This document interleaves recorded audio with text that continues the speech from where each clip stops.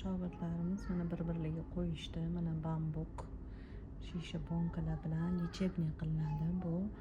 Lekin juda ham ta'siri juda ham zo'r. Shamollashlarni oladi, qon aylanishi yaxshilanadi, immunitet ko'tariladi. Ha, deb shamolli yurmaysizlar.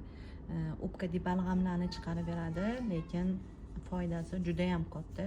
Bambuk bilan massaj olmoqchi bo'lsanglar, lechebniy qildirmoqchi bo'lsanglar, bemalol kelaversanglar bo'ladi. Mana hozir endi bularni past taraflarini olmayman, faqat tepa tomonlarini olaman. Pastlik ham hammasiga qo'yilgan bankalarimiz. Lekin shamollashlarga ham yaxshi ekan. ichlaringiz shamollashganmi? Ichlaringiz g'uldilayaptimi? Mana o'zlaridan ham otziv. Mana o'zlari bilib yotdi hammasini qanaqaligini. Mazza qilasizlar, bemalol kelaverishinglar mumkin. Mana bular terilib turibdi ikkaloliga. Aybdor odam deyman. Qanaqa ekan yondirib qo'yish? Juda ham mazza, qiziqarli jarayon. Undan tashqari bemor uchun ham lechebniy, ham foydali.